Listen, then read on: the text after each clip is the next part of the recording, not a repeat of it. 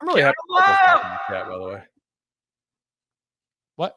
I'm happy Michael's back in the chat. I was worried about him.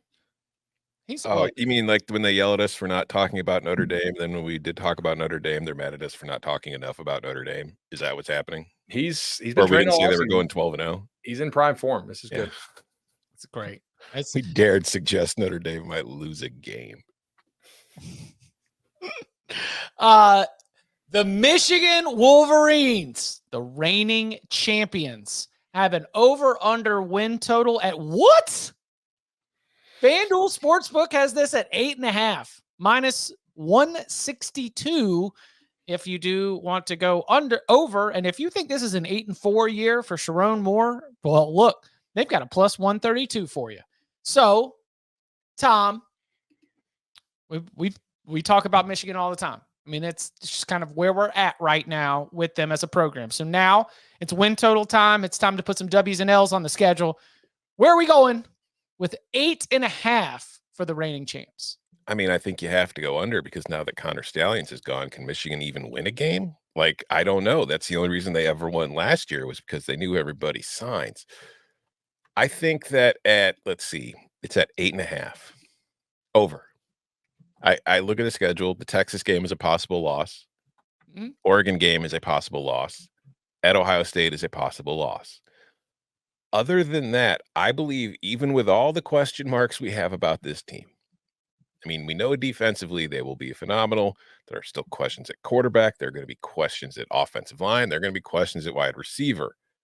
But the rest of the schedule, Fresno State, Arkansas State, USC, Minnesota, at Washington, at Illinois, Michigan State, at Indiana, Northwestern. Can any of those teams block anybody on this defense? Do we know for sure? Like, I'm very high on Illinois' offensive line, but even then, I still don't know if they can deal with the Michigan defensive line. So, as I've said a few times this offseason, the offense might not be that good, but I'm not really that concerned because Michigan might only need to score 17 to 20 points per game to win most of these games. It's going to be when they come up against the other kind of national title conference contenders where I think it's going to become a problem. So I think 9-3 is very much in play, and I actually have 10-2 is more likely than 8-4. So I'm going over. I'm over as well. Tom and I are agreeing on all these today, which is a little scary, but for one of us, or well, for both of us or none of us, I guess. What you said about who can block them is so key. I think that they can just pick the quarterback who's the lowest variance potentially, which to me is probably Orji because of Orji's legs. I don't think that the defensive coaching changes are going to matter that much to get to 9 wins. Now for 12, certainly, I think they downgraded the defensive, with the defensive coaching staff, but that front seven to me is so nasty that I just don't think most of these teams can hang. Fresno can't block them. Arkansas State can't block them. I don't think USC can block them, to be honest. Minnesota maybe can block them, but not well enough, I don't think, to win the game. Washington definitely can't. Illinois, Tom saying Illinois like their receiver surprised me a little bit. And that one definitely, there's some chance, but can Illinois stop them enough with the run game stuff? I don't know. Michigan State, no. Oregon can block them. Indiana can't. Northwestern can't. Ohio State can, I think. I think they go 9-3. I think there's 3 high-level offenses that can block them, and I think they lose those 3 games. Yeah, I think they go 10-2. Give me throw the 9.5 back on the board, and I'm still over. I do not think that they will go 12-0, but I do not think that they are incapable of beating every single team on their schedule. They are not overwhelming enough for me to make that kind of call, but I still think that they can split Texas, USC, Oregon, Ohio State.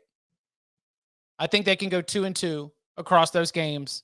And yes, it is a massive advantage that Texas, USC, and Oregon are all coming to the big house. Mm-hmm. So I'm encouraged by the buzz and the indication that we've had in terms of some of those huge offensive question marks, offensive line, quarterback, and otherwise. I still remain curious about just what the offense is going to look like, and when it is 3rd and long, what are the go-to plays? Who are the go-to players that end up stepping up for those kinds of situations? But to echo what y'all have said, I just think that there's going to be such a massive advantage against 8 opponents on the schedule that they are going to be able to punt from plus territory and not take risks and say, all right, drive 85 yards because we don't think you can do it. And that can set up for a double-digit win season. So yeah, give me 10-2, and I will go over 8.5, and I would even take it over at 9.5. Yeah, and you have to factor in, like, they only have 4 road games.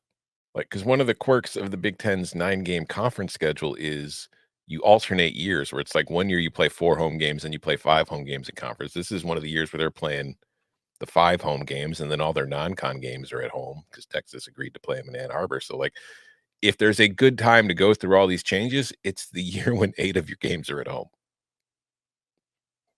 How many games y'all gonna win this fall?